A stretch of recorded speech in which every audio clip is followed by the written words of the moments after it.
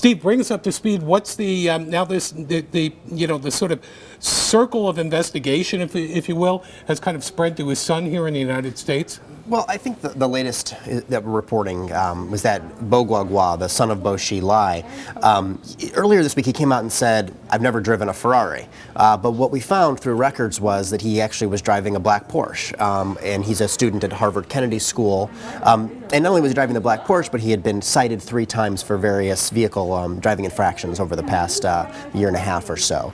And so it's significant in that it's just it sort of brings in some question about the statements that were made earlier this week about his lifestyle and kind of how he conducts himself, and then who's also supplying the black Porsche, and how does that sort of fit into this bigger picture? Yeah, and obviously the notion that the son of a good communist leader and the grandson of one of Mao's compatriots, for him to be driving around in Italian or German luxury cars raises some questions about the lifestyle that he is living here in the United States. Yeah, and this has been one of the questions that sort of surrounded Bo Guagua and prompted him to come out, earlier this week with a statement to the Harvard Crimsons, explaining himself and his life and trying to bring some clarity and maybe even a little bit of closure for himself, as the media and others take a close look at him.